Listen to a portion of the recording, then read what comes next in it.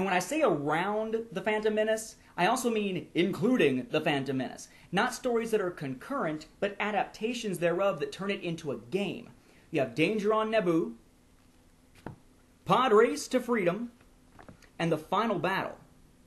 All three of those together make an adaptation of The Phantom Menace, but you can play through it by using their game books. It takes the film and gives you another way of looking at it, I suppose you could say. Not too bad. A smaller series, one of the few series giving us prequel adventures around this time that weren't directly leading into or out of something, kind of throwaway stories, so to speak, but a decent little series. Easier to collect because there was less of it.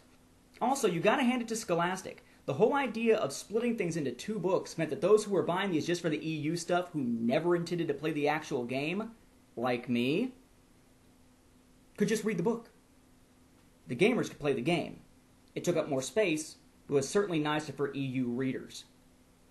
Unfortunately, the trend of getting smaller and smaller as a series continued, and in a sense, the third and last of these series was one that was even shorter than it was purported to be. Rather than being a 15-release series, the follow-up, around the time of Attack of the Clones, entitled Star Wars Adventures, not to be confused with the comic book of the same name from Dark Horse that's coming out as we speak, it only had 12 releases this time around, 3 shorter. And given that, generally speaking, in Episode 1 Adventure, stories were in 3-book cycles, that basically means one broader story less than the previous series. But we'll find that there's something that makes it even shorter. What you had with this was another of these nice cases, in this case the first and only white one, of a Clone Trooper helmet. Now inside that one, we again had our 20 and 10-sided die, as we did in Episode 1 Adventures. We again have a little card, a little membership card. We have our point pad to keep track of our stats throughout the game. We have an adventure guide, a little instruction book, and we have our notebook to keep a log of our gameplay. Pretty much the same thing you had with Episode 1 Adventures. Again, each installment came with a little magazine, in this case, Star Wars Adventures, by the same name as the actual game. Each one came with more character and weapons cards and vehicles and stuff like that. So here's Kradosk, for example, again, with stats on the back, as we would expect as we play the game. And just like with Episode 1 Adventures, we had a storybook, in this case, Hunt the Sunrunner by Ryder Wyndham, and we have the actual game book. And the game book, of course, deviates. Here's just a straight prose story for those EU fans. It gets to a point where it says you can play the game instead. You jump away, you pick up this book. It's got prose with the gaming materials interspersed within it that you would use your calculations and your cards and all that kind of stuff for, exactly like Episode 1 Adventures. Unfortunately, that similarity becomes even worse a little bit later on.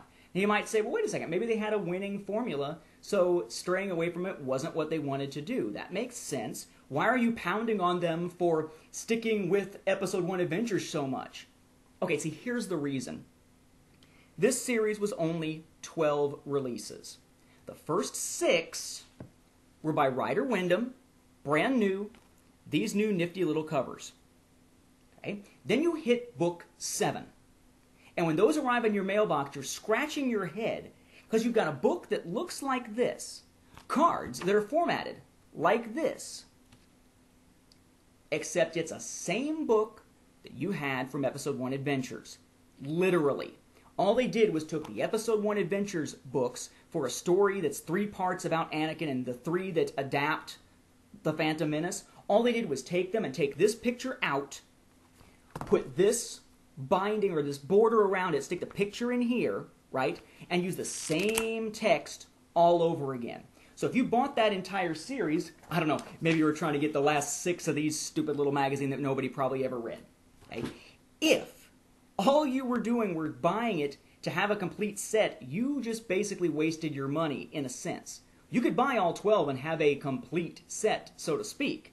But if you're just looking for the stories and you already have Episode 1 Adventures, you already have half of Star Wars Adventures. Because half was original work by Ryder Wyndham, the other half was the stuff just being reprinted from Episode 1 Adventures. They couldn't even be bothered to produce new material for this series. They were charging basically an arm and a leg for. I forget exactly how much it was, but if I remember correctly, it was somewhere around between 10 and 20 bucks or something like that for each individual release. And to have the same old crap thrust on you with no warning whatsoever, that stinks. A lot of people, myself included, when I was somewhat younger, called up Scholastic to say, what gives? Can you tell us what the titles are for the rest of this series and how many there are? Because I'm not paying for this if it's the same stuff I got before.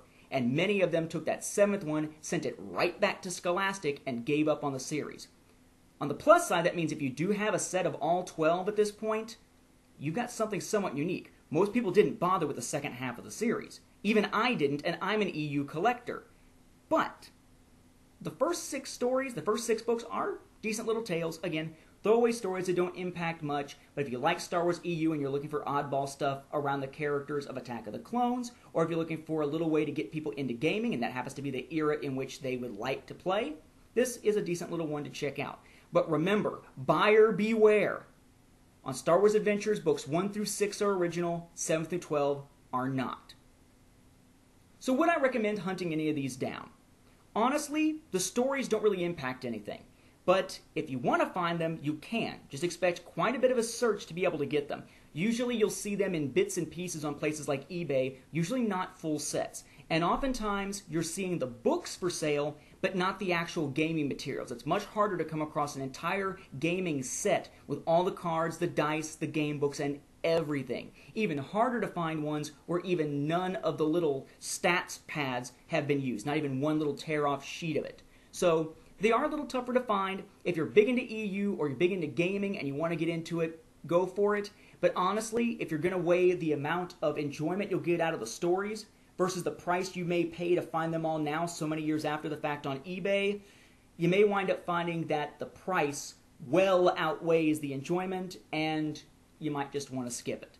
It's all right, but it's not something worth going crazy about. Okay? So, keep keeping track of the EU review over at solosound.net, and we'll continue to bring you more materials here on the Facebook page and the YouTube channel, along with new episodes of The Obscure Side and the regular series. Good night, everyone.